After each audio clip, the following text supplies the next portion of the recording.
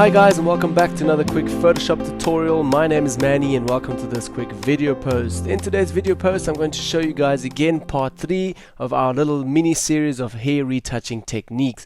If you haven't seen part 1 and 2, please fall back in the blogs and have a look for part 1 and 2 where we showed already. Let me just turn off my help layer here and also the rest of the layers, where in part 1 we showed you guys how to do the cleaning up of just the plain normal hair, how to clean all of that up a little bit. So part 1 is all about that. Part 2 is all about how to fix these two holes and how to duplicate more hairs and burn them in, or actually merge them in a little bit.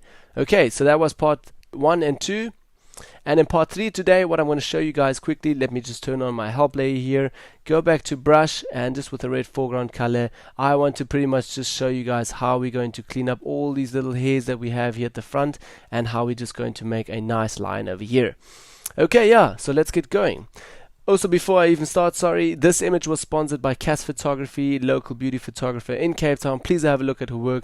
And also we're retouching on Samantha Lauren Kane, local makeup artist and model. Alright, so let's get started. Okay, let me turn off this help layer over here. Let me turn on another layer. Okay, move that down, and I'm going to rename that to new help layer. You don't need to do a help layer. This is just for me. It always helps me. That's why I'm showing you this technique, and yeah, helps me. Okay, back to P, into the pen tool, and now we're going to do a small path over here, and then just on that we're doing a stroke. Okay, so let me tap over here and here. We're going to take a nice line over there. That looks good.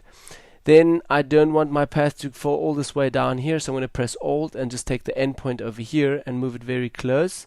Okay, and take my next path over here and just very simple small stroke over there.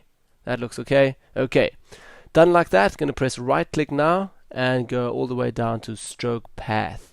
Then stroke path menu here, we're going to say set it to pencil and simulate pressure. Yes, okay, that.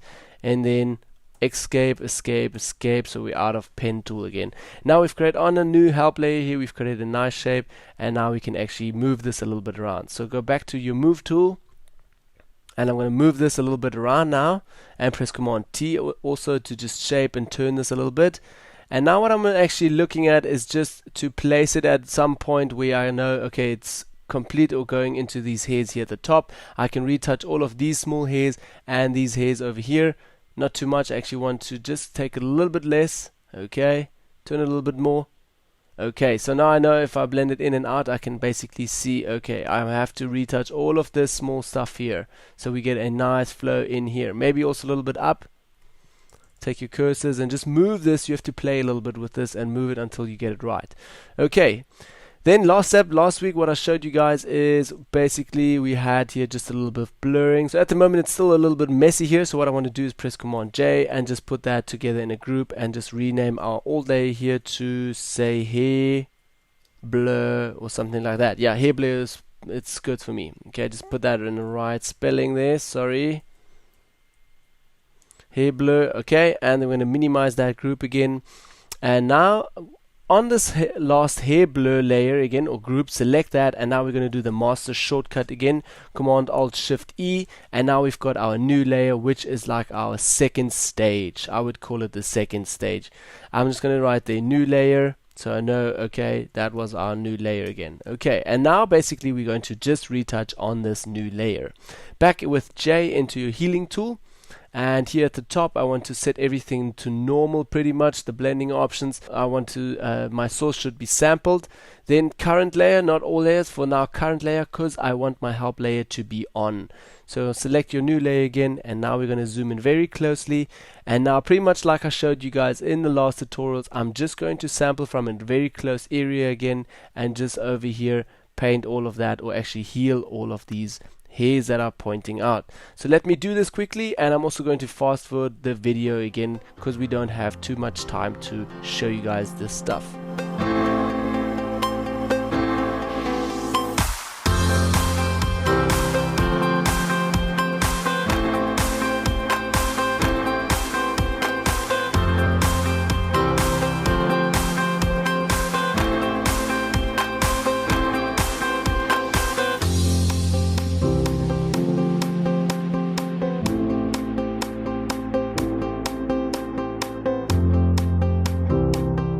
Okay, so as you guys can see now, I've cleaned up everything quite nicely over here, and we still have a few mistakes. So if I'm going to turn this off again, our help layer over here, you can still see that we still have to fix all of this now at the later stage.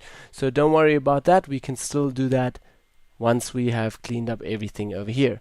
Okay, while we at it, I'm just going to zoom in very closely again, turn on my help layer over here again, and basically while we at it, just want to retouch quickly these small hairs over here from the eyebrows, which are just a few strokes. So sometimes when you're busy retouching something else and you see something that is irritating you, just go ahead and retouch that as well at the same time. While you're on that stage and you're doing something with the skin, or say you're retouching skin or hair, you can also retouch the eyebrows a little bit already.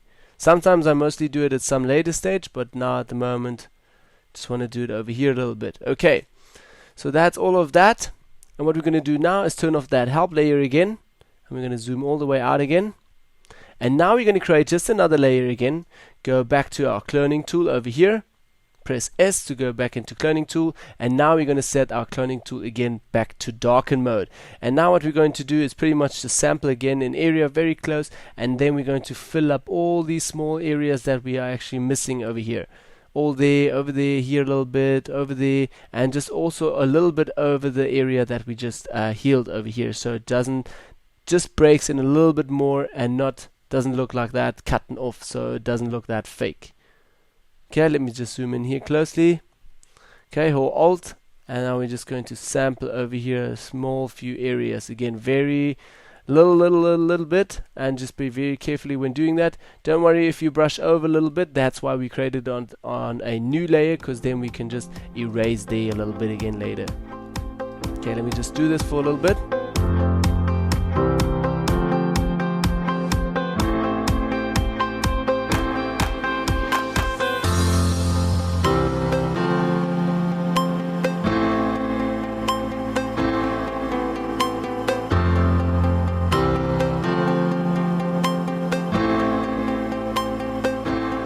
Okay, let me zoom out here a little bit again, and we still need to do that a little bit more over here in the middle, a little bit more.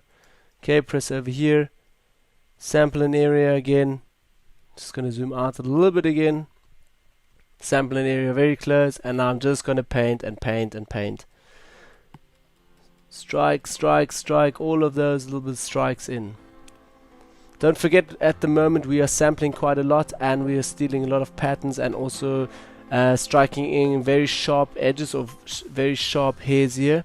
So at some later stage we have to blur that a little bit again, because obviously everything was a little bit blurred over here. This is the nice part over here. Everything is very sharp, so it's very easy doing it over here. Over here is a little bit more difficult. Okay, over there. So if you have more sharp hairs, then it will be easier for you. Okay, and my brush is also very small, so I'm going to make it a bit bigger. Just brush over here a little bit. Okay, and brush that in a little bit. I'm actually going to take my opacity down now a little bit, say to 50%, round about 50%, and just brush that in a little bit. Break all of these big flows in here. This is just because it's unsharp, that's why I'm doing it over here. If it's not unsharp, you can't do this, what I'm doing now at the moment with the opacity down. You will have to paint at 100 opacity, otherwise everything gets blurry.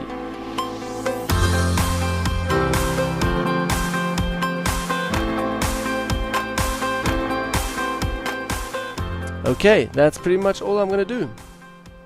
Yep, over here. So that's our second, or actually third stage now, just for the cleaning up the hairs a little bit. Okay, there you guys can see it. That's our before and after, before and after.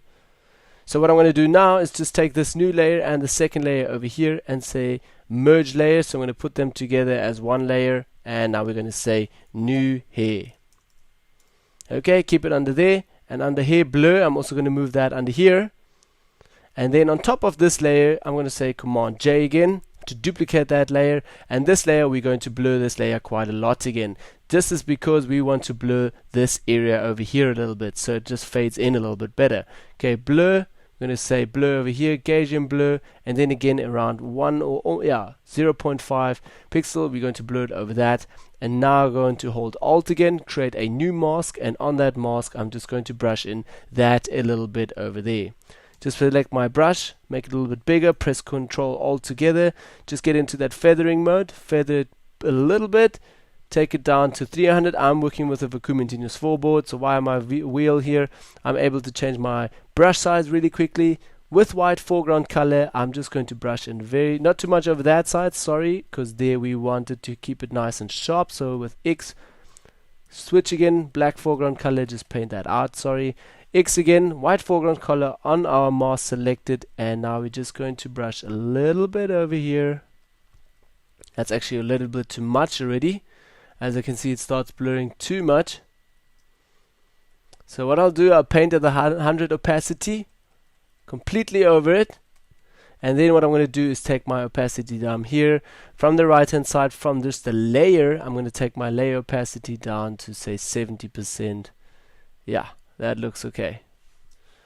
Okay, yeah, so that's pretty much part 3 now on retouching just the last final hairs. Let me just put that all together in a group, the help layers. Later you can actually delete these help layers once you've done the retouching, but that's pretty much the parts that I use, or actually the techniques that I use to retouch hair a little bit. There is still loads of work in here to retouch all the hairs. As I can see over here at the top is still, at the bottom is still a little bit. Over here we haven't retouched anything over here, so this could still take me say another 2 or 3 sessions to just retouch all of that hair, which I'm not going to do because I showed you guys most of my techniques that I use for hair retouching. Which I'm going to do now in part 4 is just showing you guys the final touch-ups, how to get the hair so that it shines and that everything looks a bit real, to just put the light and the kind of colors together. Alright, so that was my quick tutorial for today. My name is Manny. See you all in the next part 4, and goodbye.